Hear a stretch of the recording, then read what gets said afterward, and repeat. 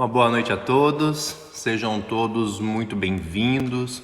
É um prazer que a gente possa estar reunidos aqui hoje novamente, né, para poder falar um pouquinho sobre a doutrina espírita, dando hoje continuidade aos estudos do livro Os Mensageiros, esse livro de André Luiz, psicografado por Francisco Cândido Xavier, que já vem sendo estudado para a gente. Já estamos chegando no capítulo 14. Então nós terminamos aquela primeira parte em que o Júnior falou lá atrás, né, que o livro é dividido em 3 partes. A primeira parte, onde nós temos os relatos dos espíritos que encarnaram com a missão da mediunidade, da doutrinação e que falharam nessa missão tão importante.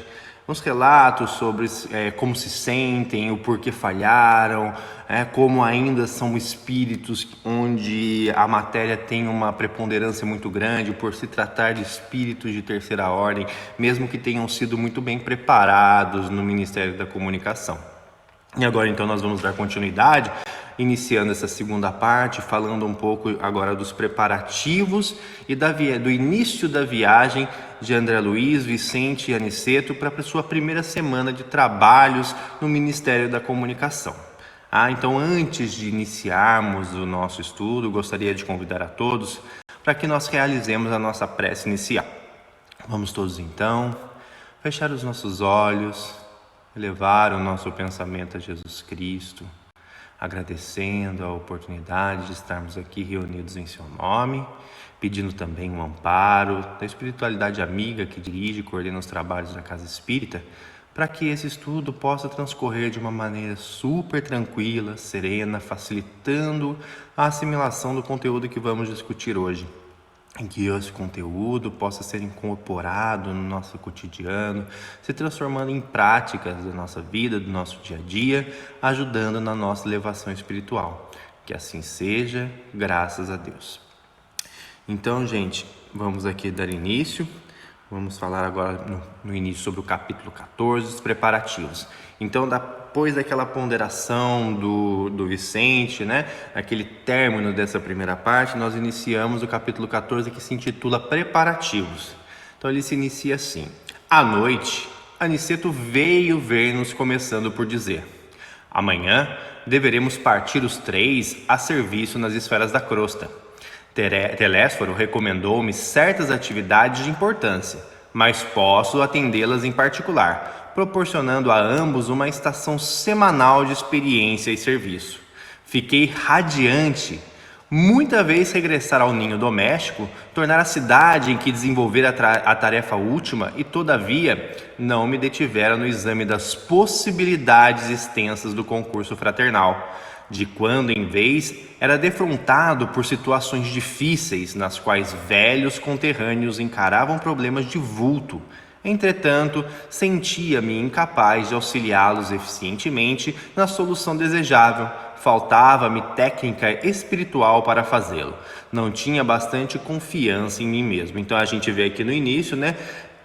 Aniceto diz para André e para Vicente que eles vão partir para o seu primeiro trabalho, né, na crosta terrestre relacionado à comunicação. Ele diz que ele tem alguns serviços que Telésforo passou para ele, mas ele consegue ir fazendo aquilo de maneira particular para poder proporcionar aos dois, né, essa experiência semanal tutelada por ele de serviço.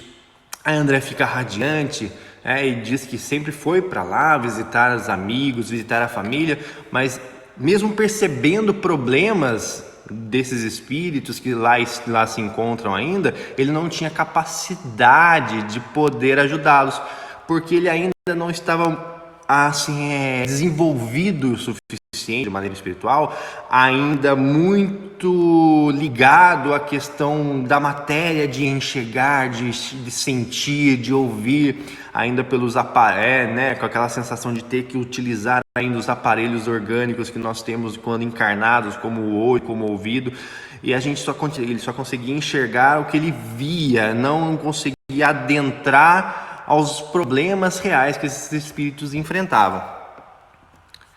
Então, deixando perceber que ouvira meus pensamentos profundos, Aniceto dirigiu-me a palavra de maneira especial, asseverando: você, André, ainda não pôde auxiliar os amigos encarnados porque ainda não adquiriu a devida capacidade de ver. É razoável quando na carne somos muitas vezes inclinados a não verificar tão somente os efeitos, sem ponderar as origens.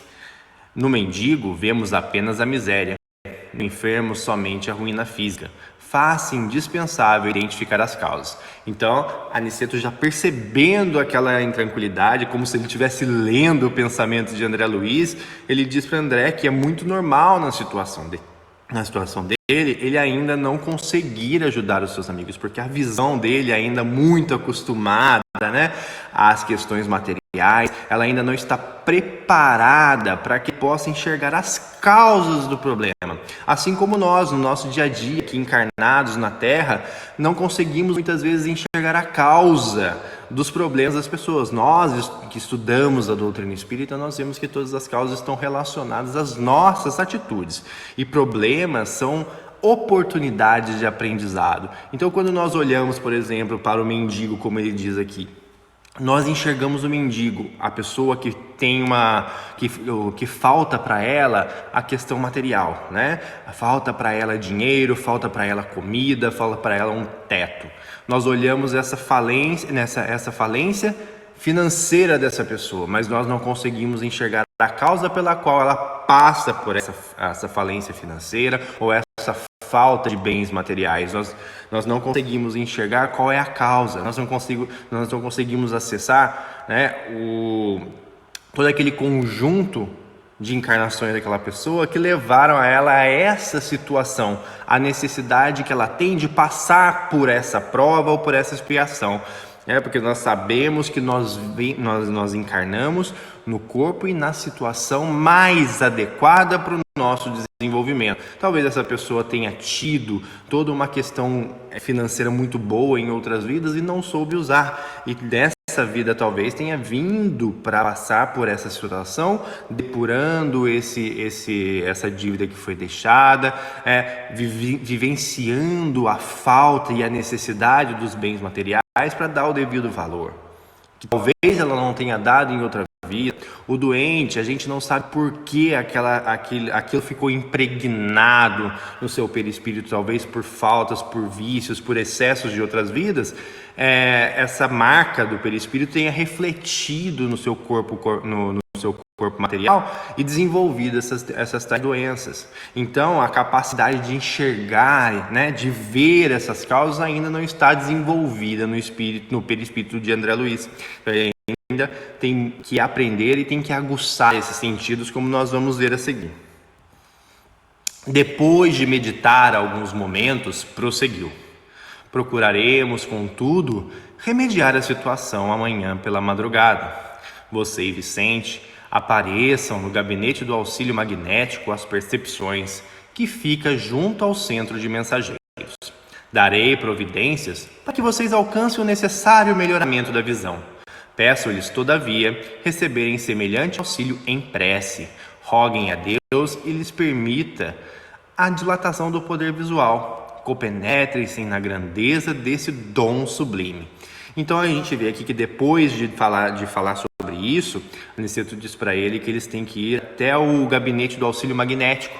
E esse gabinete do auxílio magnético, eles vão receber um tratamento de adequação, né, de harmonização do seu perispírito, que vai ajudar eles a ter uma percepção melhor. A sua visão será mais aguçada, ele terá uma amplitude de visão para que ele possa identificar as causas dos problemas dos encarnados e dos desencarnados que precisam de auxílio na crosta terrestre, para poder ajudá-los da melhor maneira.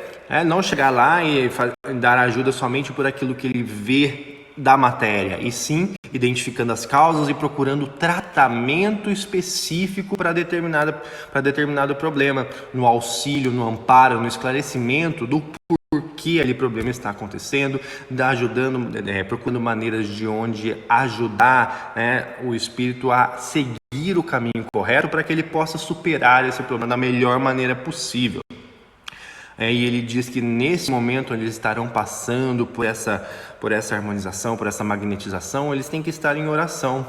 E é muito bom a gente lembrar que a oração, como nós vemos lá na Lei de Adoração, no Livro dos Espíritos, a oração para mim nada mais do que o conceito da religião dentro da doutrina espírita, que é o conceito da palavra religião na própria concepção do religare. É a oportunidade que nós temos ainda como espíritos de terceira ordem, que não estamos nesse constante padrão de elevação espiritual, nós temos a oportunidade de elevar o nosso pensamento, de harmonizar-nos e buscar-nos dentro de nós a nossa conexão com Deus. Então, a oração é esse momento onde nós elevamos o nosso pensamento, onde nós harmonizamos o nosso pensamento e tentamos essa conexão direta com Deus. E tenho certeza que cada oração de coração, cada oração feita com fervor e com vontade, com a verdade, ela sempre é escutada. E a oração sempre deve ser feita de maneira a agradecer a Deus a oportunidade que temos todos os dias de estarmos aqui, passando por essas provas, tendo a oportunidade de aprender, de evoluir, de crescer, também de dar graças, também de pedir auxílio nos nossos desafios, para que tenhamos força de passá-los por ele da melhor maneira possível. E sobretudo, enviem à majestade eterna um pensamento de consagração ao seu amor e aos seus serviços divinos. Não desejo induzi-los a atitudes de fanatismo sem consciência. Não podemos abusar da oração aqui, segundo antigas viciações do sentimento terrestre. No ciclo carnal, costumamos utilizá-la em obediência a delituosos caprichos, suplicando facilidades que surgiriam em detrimento da nossa própria iluminação. Aqui, todavia, André, a oração é compromisso da criatura para com Deus, compromisso de testemunhos, esforço e dedicação aos superiores desígnios. Toda prece entre nós deve significar, acima de tudo, fidelidade do coração. Quem ora em nossa condição espiritual sintoniza a mente com as esferas mais altas e novas luzes lhe abrirão os caminhos. Então, como eu disse lá atrás, ele está falando que a oração para eles tem que ser justamente essa elevação de pensamento, Essa oportunidade de consagração ao amor divino, a oportunidade que nós temos de agradecer a Deus, a tudo que nós temos, tudo que nós passamos, tudo que nós estamos aprendendo, tudo que nós estamos evoluindo. Ele diz que não deseja induzi-los a atitudes de fanatismo. A oração não deve estar atrelada, como no plano carnal, muitas vezes, aquela questão do formalismo. Eu tenho que orar ao dormir, eu tenho que orar, entendeu? A gente tem que orar com o coração, nós temos que orar porque nós temos essa necessidade de nos religarmos a Deus. Não é um mero formalismo com palavras formadas.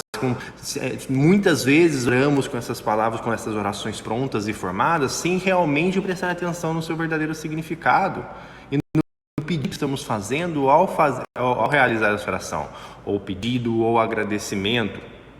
Então, quando ele fala que obediência a delituosos caprichos, é quando nós oramos única e exclusivamente para fazer pedidos que sejam atendidos de pronto, sem que a gente tenha galgado, sem que a gente tenha batalhado para um resultado bom relacionado a esse pedido, sem que a gente tenha trabalhado em prol de atingir esse objetivo que a gente está pedindo na oração. Então a gente suplica facilidades, a gente suplica, eu vou orar porque eu preciso ganhar mais dinheiro, eu vou orar porque eu quero que esse problema passe mais rápido, mas o que eu estou fazendo para que eu consiga aquilo que eu estou pedindo, Então eu quero que esse meu capricho seja atendido, e eu muitas vezes não entendo porque eu estou passando por aquilo. Porque aquilo é uma necessidade para eu me depurar, para eu aprender, para que eu possa evoluir e que possa melhorar como espírito. Então, a oração é algo muito sério, a oração é algo que deve vir de dentro, não deve vir de palavras prontas, de palavras formadas, tem que ser um sentimento verdadeiro de elevação de pensamento, de uma reconexão entre a criatura e o Criador.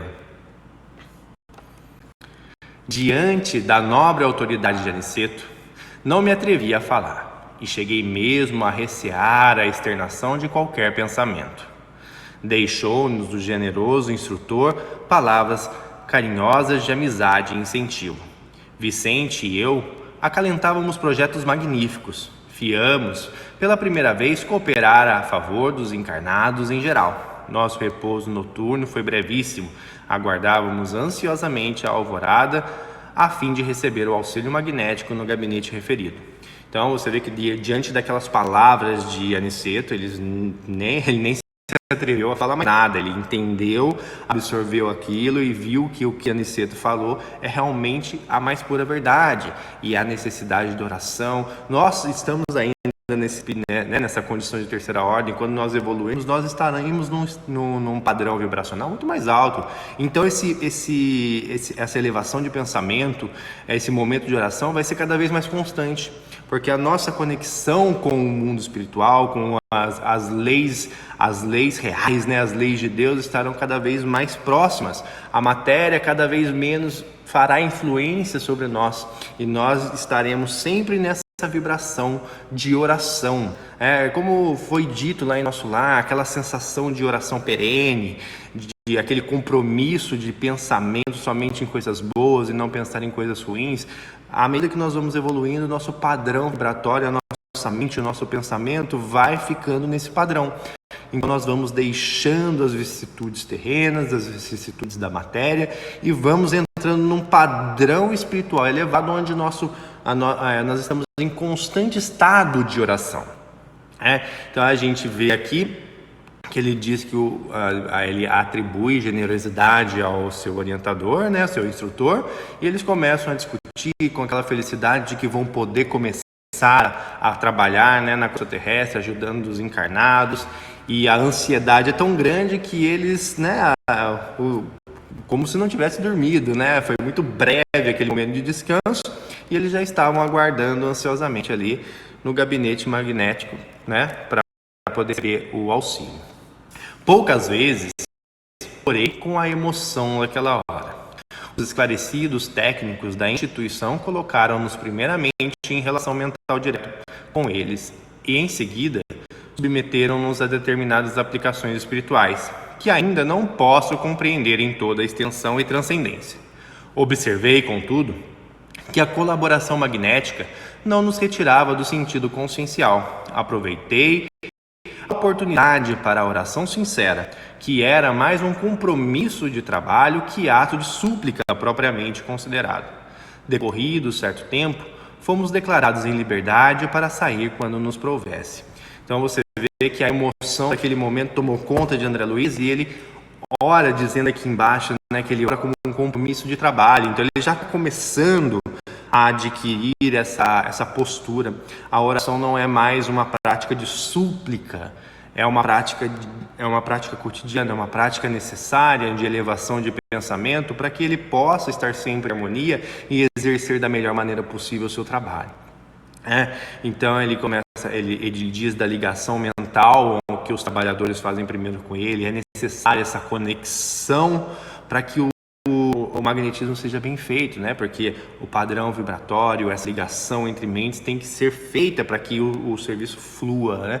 Tudo tem que ter o mesmo padrão, tudo tem que estar na mesma vibração para que esse serviço possa ser bem realizado e o seu resultado seja satisfatório. E depois de algum tempo eles foram declarados livres para seguir. A princípio nada notei de extraordinário, embora sentisse dentro do coração nova coragem e alegria diferente. Experimentava bom ânimo, até então desconhecido. Meus sentidos da visão e da audição pareciam mais limpos. Aniceto, que se mostrava muito satisfeito, esperava-nos no centro, marcando a partida para meio-dia. Ansioso, aguardei um instante aprazado. Então aqui você vê que a princípio ele não percebeu muita diferença, sentiu que a sua visão estava um pouco mais nítida, a sua audição estava um pouco mais nítida, mais limpa, mas ele ainda não conseguia perceber, mesmo porque ele ainda está no plano espiritual, ainda não consegue ter essa relação direta com os encarnados, mas isso daí é uma coisa sutil e que ele aos poucos também vai desenvolvendo à medida em que vai trabalhando. Não nos ausentamos de nosso lar como viajadores terrestres, geralmente carregados de malotagens e volumes diversos. Aqui, disse Aniceto, jocosamente, toda a nossa bagagem é do coração. Na terra, malas, bolsas, embrulhos, mas agora devemos conduzir propósitos, energias, conhecimento e, acima de tudo, disposição sincera de servir. Alguns companheiros presentes Riam-se com gosto. Então aqui ele está dizendo que a viagem que eles vão fazer, ao contrário do nosso plano encarnado, quando nós vamos viajar, nós levamos inúmeras malas com as nossas necessidades materiais. Muitas vezes levamos muito mais coisa do que nós usamos, né? Levamos muitos pares de roupas que às vezes nem usamos por exagero nosso, né? E ele diz que no mundo espiritual a viagem deles é para levar o quê? É para levar energia, conhecimento para esclarecer e a disposição de estar sempre ali para ajudar o espírito necessitado. Aí alguns companheiros riem com gosto. O papel do espírito trabalhador, do Ministério da Comunicação é o que? É levar o conhecimento, é levar o esclarecimento, é levar o amparo aos espíritos. Não existe mais necessidade no mundo espiritual de levar bagagens, apetrechos que são meramente materiais. Então ali a questão é única de energia, de disposição, de amor, de busca ao auxílio dos espíritos necessitados. Nesse instante, o nosso orientador fez algumas recomendações. Designou colegas para a chefia de turmas de aprendizado, estabeleceu programas de serviço e notificou que voltaria à colônia diariamente por algumas horas, deixando-nos Vicente e eu nos serviços da crosta, em trabalhos e observações que deveriam prolongar-se por toda a semana. Despedimos-nos dos camaradas de luta, repletos de esperança. Era a nossa primeira excursão de aprendizado e cooperação aos semelhantes. Então, como foi dito lá no começo, né, Telésforo passou algumas atividades para Aniceto, né? Então, a Aniceto teria que deixá-los todos os dias por algumas horas para poder resolver esses problemas em nosso lar. E iriam deixar os dois lá sozinhos para que os dois fizessem observações, para que os dois comecem a trabalhar, para que os dois comecem a ter as percepções deles do serviço que irão prestar. E eles se despedem deles e começam o caminho da viagem. Quando nos puséramos a caminho, nosso instrutor observou: creio que a viagem para vocês será diferente. Certo, não habituados à passagem livre mantida por ordem superior para as atividades normais de nossos trabalhos e trânsito dos irmãos esclarecidos em véspera de reencarnação. Como assim? Perguntou Vicente admirado. Então, André Luiz e Vicente, quando vão fazer as visitas aos seus entes queridos na crosta terrestre, eles nem percebem que essas vias de transição do superior para o inferior eles fazem essa transição de maneira livre, tranquila. Eles vão lá e nem percebem que existe ali uma passagem que é mantida pelos espíritos superiores, né? Então você vê aqui que ele diz que é mantida por ordem superior para as atividades normais e também para a reencarnação de espíritos que estão prestes a retornar à crosta. Agora mais à frente nós vamos explicar o porquê. Pois não sabia, as regiões inferiores entre nosso lar e os círculos da carne são tão grandes que exigem uma estrada ampla e bem cuidada, requerendo também conservação, como as importantes rotas terrestres. Por lá, obstáculos físicos, por cá, obstáculos espirituais. As vias de comunicação normais destinam-se a intercâmbio indispensável. Os que se encontram nas tarefas da nossa rotina sagrada precisam livre trânsito, e os que se dirigem à esfera superior, da esfera superior à reencarnação, devem seguir com a maior harmonia possível, sem contato direto com as expressões dos círculos mais baixos. A absorção de elementos inferiores determinaria sérios desequilíbrios no renascimento deles. Há que evitar semelhantes distúrbios. Nós, porém, seguimos numa expedição de aprendizado e experiência. Não devemos, por isso, preferir os caminhos mais fáceis. Então ele diz aqui que André Luiz e Vicente ainda não entendiam que existe uma zona enorme entre a colônia e a crosta terrestre. Toda essa zona invisível aos nossos olhos encarnados é muito grande e ela exige uma passagem. E essa passagem também precisa de conservação. Essa passagem é uma via rápida que é livre de influências dos espíritos dentro dessa faixa. Porque nós sabemos que essa faixa é uma faixa de uma vibração inferior e os trabalhos de comunicação, o espírito que vem reencarnar na crosta terrestre novamente, eles não podem ter influências desses espíritos de baixa vibração. Isso poderia acarretar problemas seríssimos. né, no perispírito e no desenvolvimento desse espírito na crosta terrestre. Essas influências negativas já poderiam acarretar algum problema. Então essas passagens têm que sempre estar livres dessas e desses obstáculos. Como ele diz, nas estradas da terra nós temos que manter elas limpas, nós temos que estar sempre cortando mato na beirada para que a gente possa ver as placas, a gente tem que estar sempre fazendo a manutenção do pavimento para que evitar trincas, para evitar buracos. Lá, a manutenção de uma via limpa, de uma via sem influência de espíritos inferiores, que é sempre feita por esses espíritos superiores de ordem superior, que mantém aquela passagem livre das influências que esses espíritos podem causar nos espíritos que transitam entre a crosta e as colônias. E aqui ele também fala que eles estão seguindo em uma expedição de aprendizado e de experiência. Então eles não vão seguir essa rota, eles vão conhecer essa região longa entre o nosso lar e a crosta, para poder aprender como elas são e como elas funcionam. Identificando-nos a perplexidade, Aniceto concluiu: imaginemos um rio de imensas proporções, separando duas regiões diferentes. Existe o val, que oferece transporte rápido e dá passagem a diversas através de... Existe o val, que oferece transporte rápido e a passagens diversas através de fundos precipícios. Então ele faz essa analogia, onde nós podemos escolher dois caminhos. Nós estamos num rio, por exemplo, um rio amplo, onde a gente pode pegar um barquinho e atravessar ele tranquilamente, diretamente. E existem rios com abismos, onde nós temos que descer esses abismos para poder transpassar o rio e novamente subir esses abismos. Um caminho muito mais difícil, né? Então essa analogia que ele faz com o rio.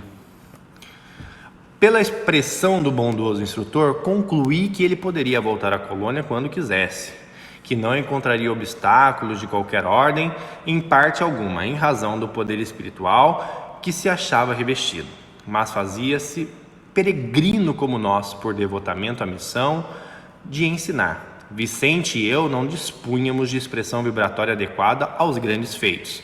Éramos vulgares, quanto era a maioria dos habitantes da nossa cidade espiritual. Possuíamos apenas alguns princípios de volitação, contudo permanecíamos muito distantes do verdadeiro poder. Nunca vira, pois, a energia e a humildade em tão belo consórcio. Aniceto dirigia-nos firmemente como orientador de pulso, vigoroso e sábio, mas não vacilava em se fazer igual a nós, a fim de servir como devotado companheiro. Meditando sobre a lição sublime, em pleno impulso volitante, contemplei as torres de nosso lar que iam ficando à distância. Então aqui essa passagem muito bonita dessa percepção que eles têm de Aniceto, né? Aniceto é um espírito elevado, um espírito que poderia transpor aquela passagem numa velocidade muito grande, vai com eles caminhando, andando na velocidade deles, para poder observar e ensiná-los tudo o que eles vão observar durante o trajeto. Então a humildade dele de se igualar a eles para que possam ter o melhor proveito da expedição, eles veem que ele poderia fazer esse trânsito sem necessidade, podia deixar eles para trás, falar, vocês vão seguir esse caminho aqui e eu te espero lá na frente. Não, ele se põe como igual. Ele se põe como igual para poder ensiná-los e mostrar para ele cada ponto da viagem e a importância de cada ponto, né? Então você vê aí a questão da humildade, a questão que Jesus veio trazer para a gente no evangelho dele, mostrando que a humildade, a caridade é a coisa mais importante que existe. Ser humilde é uma lição para a gente no dia a dia. Muitos de nós, dependendo da área, ou que trabalha, ou que desenvolve alguma coisa, nós temos pessoas muito melhores ou muito piores que a gente nesse serviço. E nós temos muitas vezes um comportamento de arrogância, de nos sentirmos superior às pessoas que são, que trabalham ou que exercem ou fazem alguma coisa de maneira pior que a gente. Então a gente tem um tom de arrogância, de prepotência, a gente sempre se sente um pouco maior, melhor do que aquela pessoa. Ninguém é melhor que ninguém. E Aniceto, através dessa atitude dele, demonstra que ele é igual a eles. Ele está num padrão vibratório diferente, ele está num padrão de elevação diferente, mas isso demonstra para eles que ele já passou por aquilo e que eles também irão chegar a esse padrão. Basta apenas vontade de progredir, de seguir no caminho certo, que essa elevação vai chegar. Então, a lição de humildade que é deixada nesse parágrafo por Aniceto é muito bonita. Então, a gente termina aqui o capítulo 14 e vamos começar o capítulo 15, onde é realmente o início da viagem deles, né?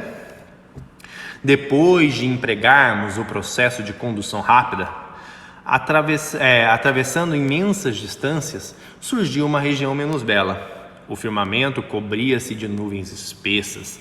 Alguma coisa que eu não podia compreender impedia-nos a volitação com facilidade. Creio que o mesmo não acontecia ao nosso instrutor, mas Vicente e eu fazíamos enorme esforço para acompanhá-lo.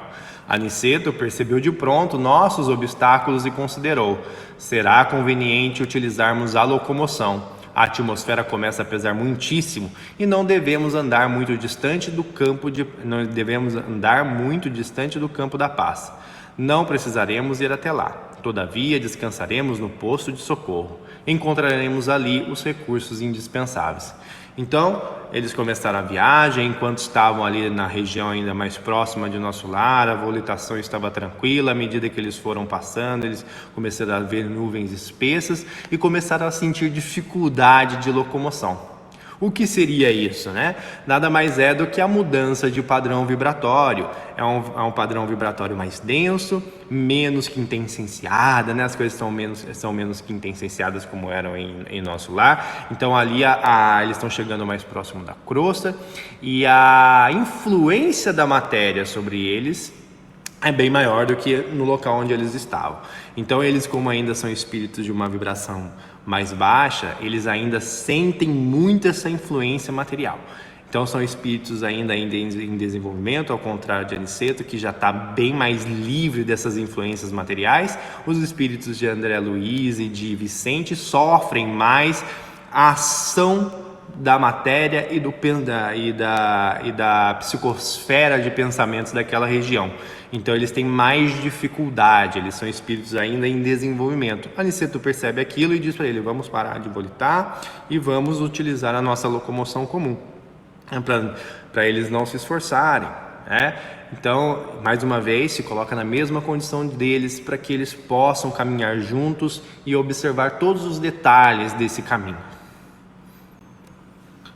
Mas o que é isto? Perguntei admirado. Profunda modificação de ambiente. E Aniceto vai lá e explica: estamos penetrando a esfera de vibrações mais fortes da mente humana. Achamo-nos a grande distância da crosta. Entretanto, já podemos identificar desde logo a influenciação mental da humanidade encarnada.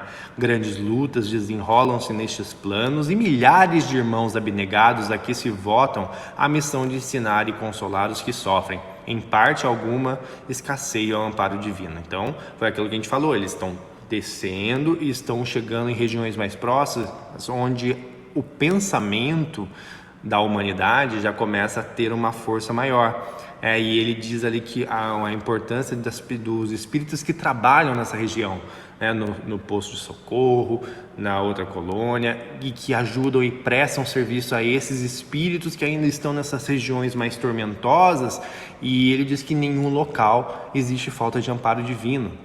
Você vê a benevolência de Deus e onde em todos os lugares ninguém está desamparado. É por isso que nós temos que ter fé e lembrar de que sempre há amparo divino, mesmo nas piores situações que você possa imaginar. Tudo o que acontece para a gente é necessário para que a gente possa evoluir. As coisas que nos chateiam, as coisas que nos irritam, as nossas perdas, tudo isso é necessário para que a gente possa aprender. Então a gente vê essa questão do amparo divino em todas as regiões, até mesmo em regiões em que ele diz aqui que ele vê que é uma região mais densa, mais pesada, em que a influência do pensamento geral da humanidade é muito forte. Existe amparo divino. Existem espíritos devotados a trabalhar no esclarecimento, no amparo e no consolo. Nesse instante, chegáramos ao cúmulo da grande montanha envolvida em sombra fumarenta. No solo desenhavam-se trilhas diversas, à maneira de labirintos bem formados. Observando-nos a estranheza, Aniceto falou com otimismo: sigamos. Nesse momento, ó Deus de bondade, alguma coisa imprevista me felicitava o coração. Contrastando as sombras, raios de luz desprendiam-se intensamente de nossos corpos. Extraordinária comoção apossou-se-me da alma. Vicente e eu ajoelhamo-nos a um só tempo, banhados em lágrimas, enviando ao Eterno os nossos profundos agradecimentos, em votos de júbilo fervoroso. Estávamos embriagados de ventura. Era a primeira vez que me vestia de luz, luz que se irradiava de todas as células do meu corpo espiritual. Aniceto, que se mantinha de pé, a contemplar-nos com expressão de alegria, falou comovidamente. Então, nesse momento da viagem, onde eles estavam chegando a montanhas envolvidas por sombras fumarentas, eles começam a perceber que o seu corpo está emitindo luz.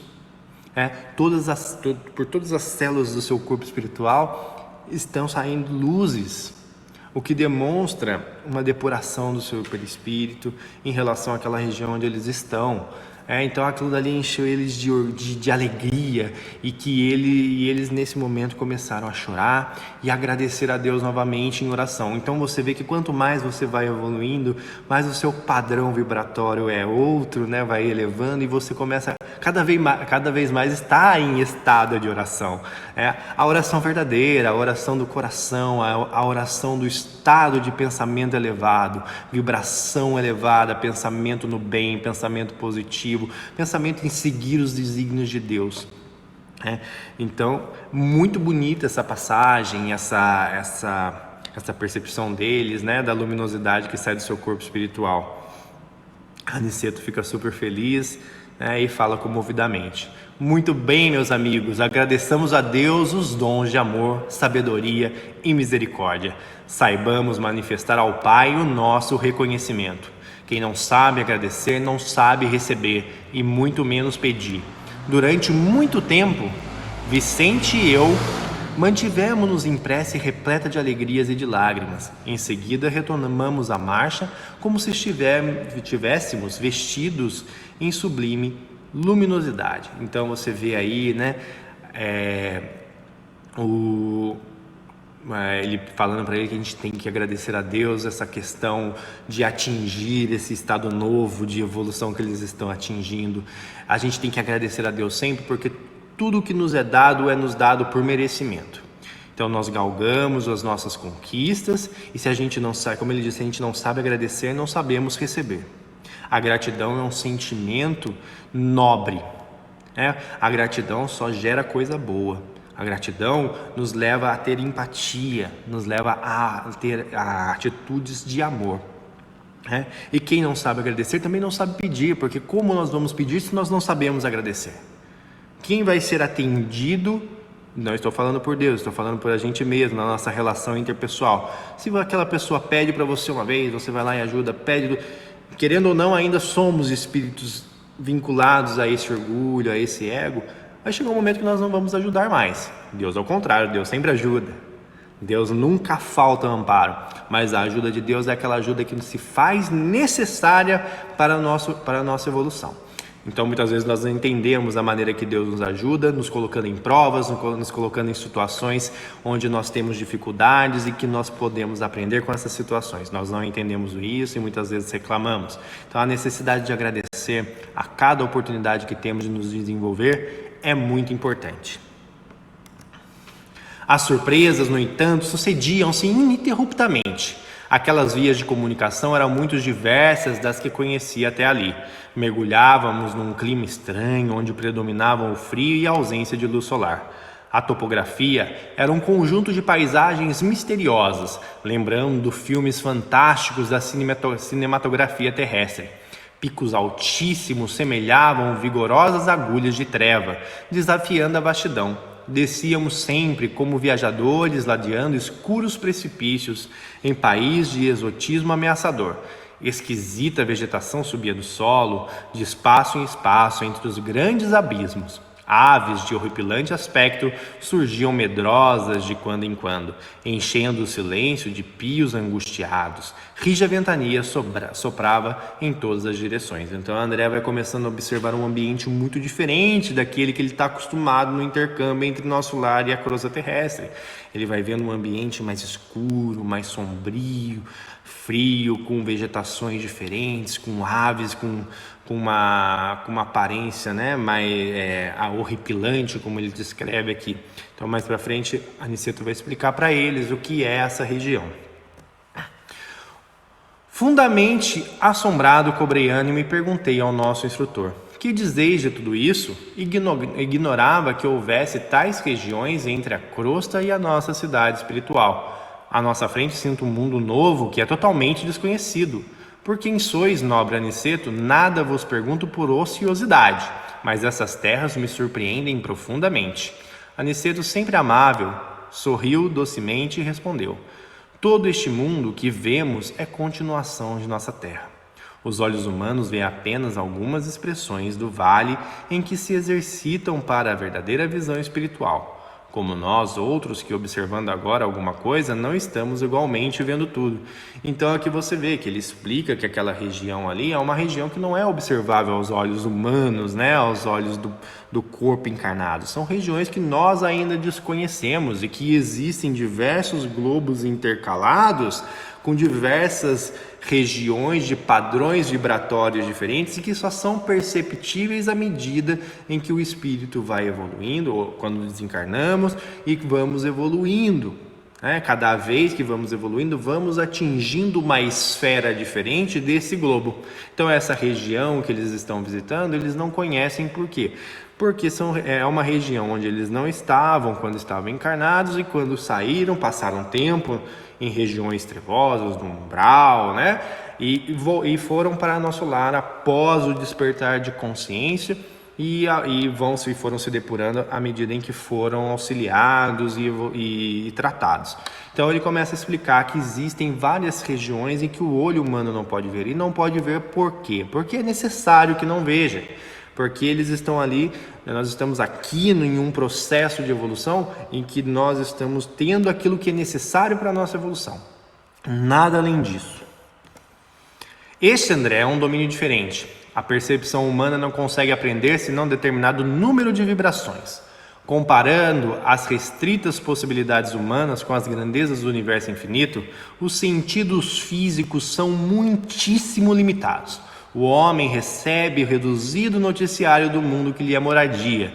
É verdade que tem devassado com sua ciência problemas profundos. Então aqui ele diz o quê? Que nós encarnados só podemos ter uma pequena percepção do universo infinito. Nós não conhecemos nem ainda toda essa esfera terrestre, né? Toda essa esfera invisível terrestre. Nós ainda estamos na parte mais densa, na parte mais grosseira da nossa crosta. Então aqui eu trouxe as ilustrações aqui, não sou o Marco Aurélio da física, mas a gente pode falar um pouquinho que o nosso corpo físico ele só está aqui e é capaz de perceber um determinado padrão.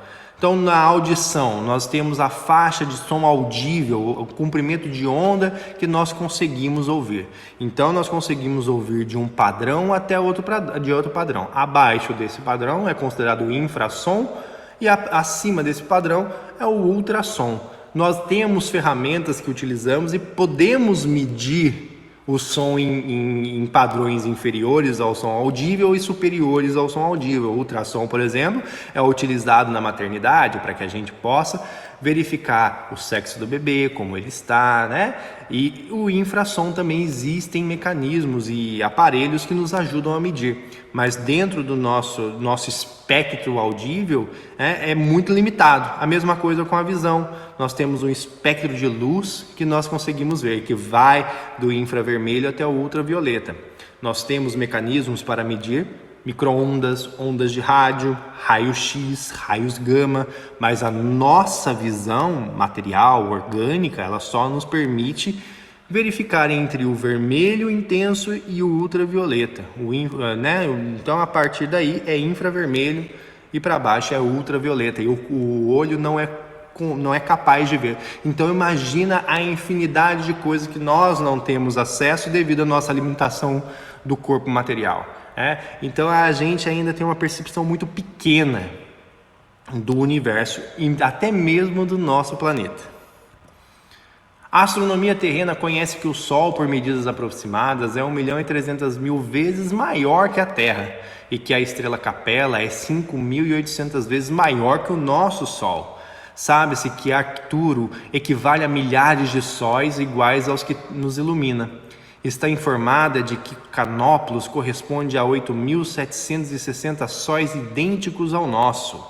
Reunidos, mediu a distância entre o nosso planeta e a Lua, acompanha certos fenômenos em Marte, Saturno, Vênus, Júpiter, sonda os milhões de sóis aglomerados na Via Láctea, conhece as estrelas variadas, as nebulosas espirais e difusas, e não param as observações humanas na grandeza limitada do macrocosmo. Então aqui a gente traz uma imagem para a gente ver o tamanho do nosso Sol perante a estrela de Antares, por exemplo.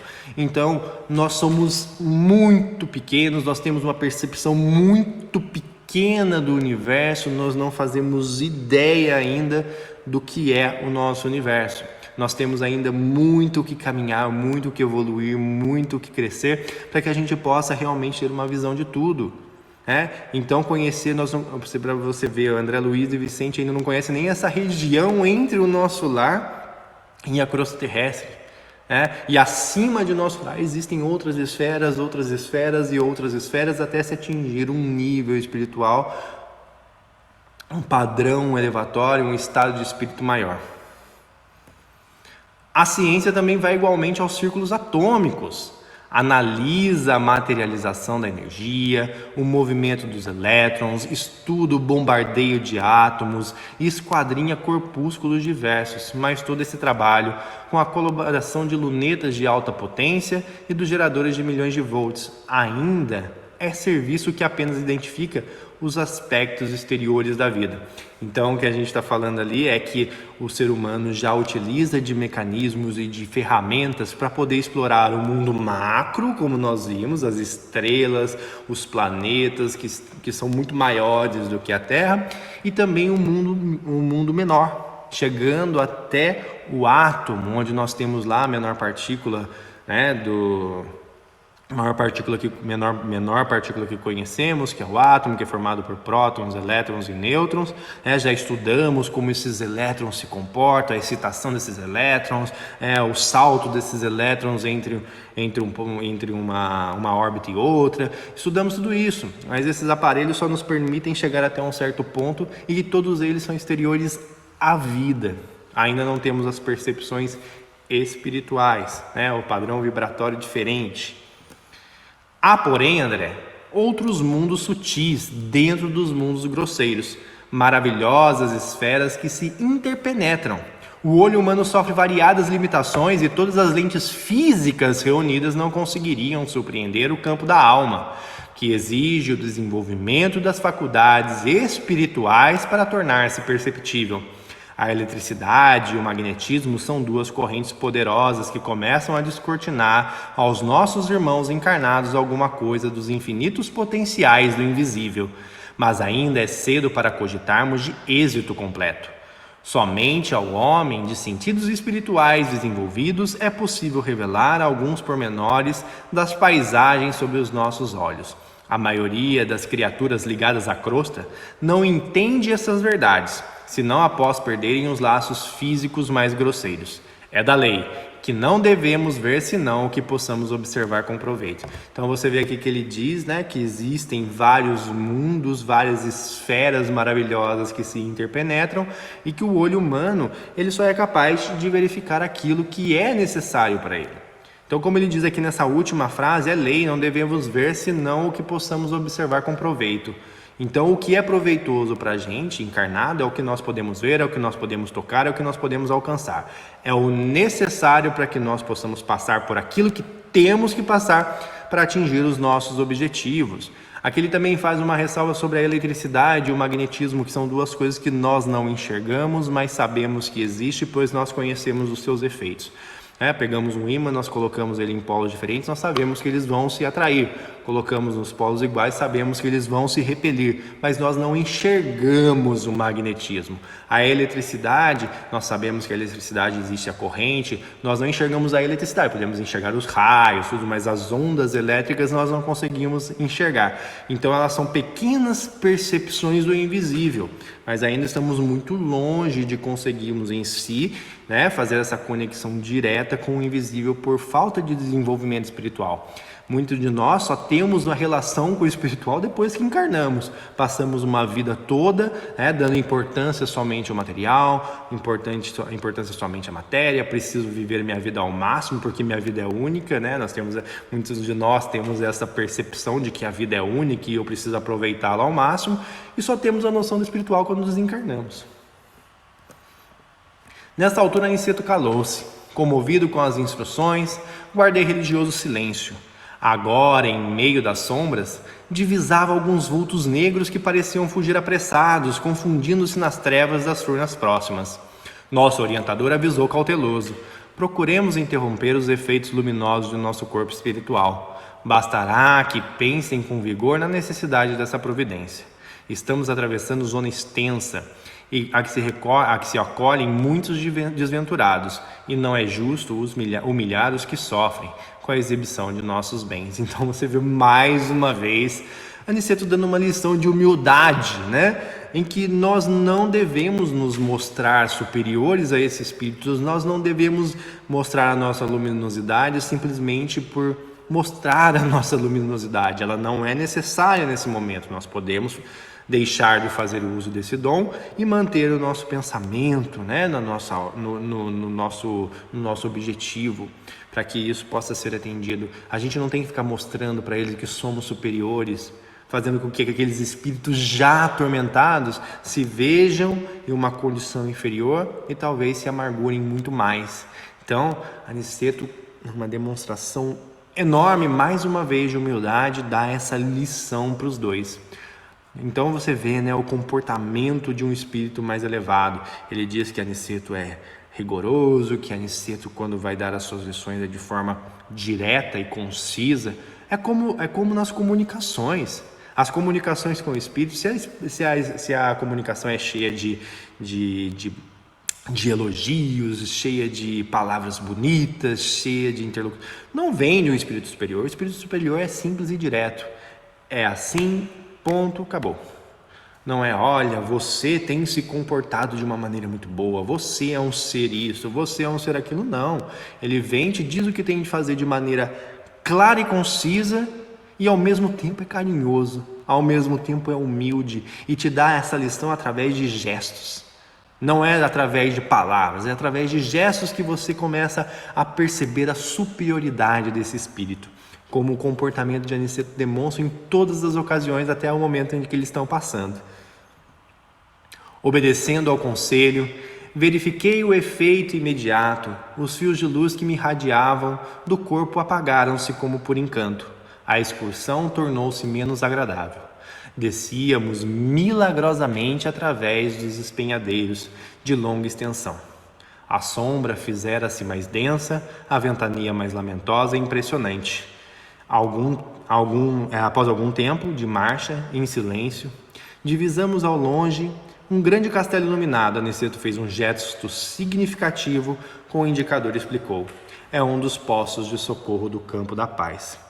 Então aqui, gente, a gente termina o capítulo 15, com essa finalização, chegando até o Poço da Paz, e nós podemos fazer uma reflexão muito legal sobre esses dois capítulos, Nesse capítulo, por exemplo, as lições de humildade que Aniceto dá para André Luiz e para Vicente, a gente pode tirar a conclusão de que nós ainda, espíritos de terceira ordem, espíritos ainda muito influenciados pela matéria, a influência que a matéria tem até mesmo nos espíritos de André Luiz e de Vicente, quando eles começam a adentrar o campo do pensamento humano, você vê a diferença da evolução dos espíritos.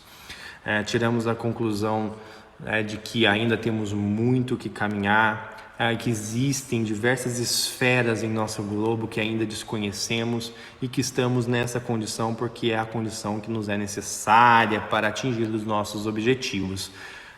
Tudo só acontece para que a gente possa tirar proveito para a nossa evolução. Então, como ele diz, não é necessário que nós enxerguemos além do que nós enxergamos. Aos poucos nós vamos evoluindo, nós vamos adquirindo conhecimento, adquirindo evolução moral.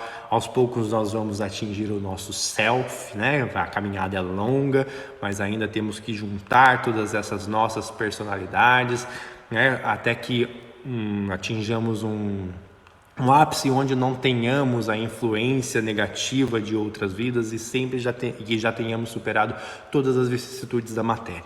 É uma caminhada longa, é uma caminhada lenta, mas que é muito prazerosa, é muito proveitosa e que possamos ter, né, a possibilidade de enxergar em cada problema, em cada ato, uma oportunidade. A oportunidade de aprendizado, a oportunidade de crescimento. Então, eu agradeço a todos pelo estudo de hoje, pela companhia de vocês e convido a todos a realizar a nossa prece de encerramento. Vamos elevar o nosso pensamento a Jesus Cristo, agradecendo mais uma vez essa oportunidade, agradecendo a leitura, que ela tenha sido muito proveitosa a todos nós, que esse conhecimento adquirido possa fazer parte do nosso cotidiano, que nós cada dia possamos aprender, galgar cada dia mais uma etapazinha, né? Um degrauzinho que vamos subindo aos poucos na escala da evolução, a fim de podermos viver em caridade, em amor fraternal, olhando o nosso irmão, o nosso próximo como irmão, pois todos nós fazemos parte de uma família universal. Tenhamos todos um bom resto de semana, que assim seja, graças a Deus.